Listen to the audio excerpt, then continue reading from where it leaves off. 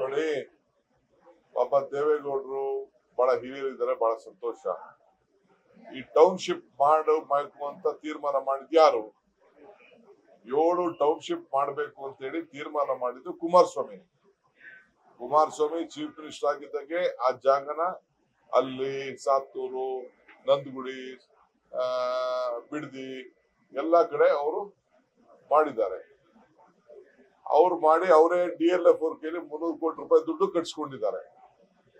ತಿರ್ಗಾ BJP government ಬಂದ್ಮೇಲೆ ದುಡ್ಡನ್ನ ಮಾಡಕ್ ಆಗಲ್ಲ ಅಂತ ವಾಪಸ್ ಕೊಟ್ಟಿದ್ದಾರೆ. ನಾನ್ ಡಿನೋಟಿಫೈ ಮಾಡಕ್ ನಾನ್ ತಯಾರಿಲ್ಲ.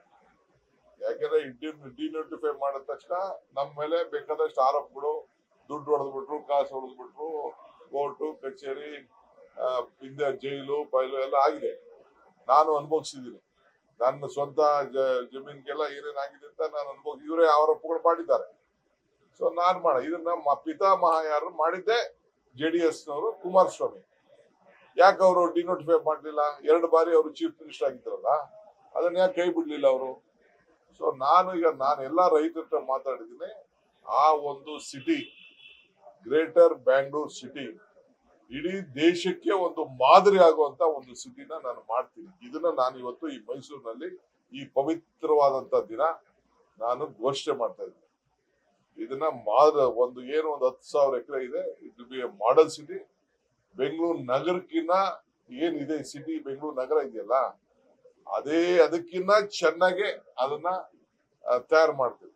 ಯಾವುದು ಡೆಲ್ಲಿ ಮಾದರಿ, ಚಂಡೀಗಢ ಮಾದರಿ ಅಂತ ಏನು ನಾವು ಮಾತಾಡ್ತೀವಲ್ಲ, ಆ ರೀತಿ ನಾನು ಕೂಡ ಬಹಳ ದೊಡ್ಡ ರೋಡ್ ಅಲ್ಲಿ ಬಹಳ ಆಕರ್ಷಣೆಗೆ. ಆಮೇಲೆ ರೈತರು ಕೂಡ, ನಾನು ಆಸ್ತಿ ಕಳ್ಕೊಂಡದಕ್ಕೆ ಅದಕ್ಕೆ ಪರಿಹಾರ ಆಗ್ಲಿ, ಭೂಮಿ ಆಗ್ಲಿ, 2 ಆಪ್ಷನ್.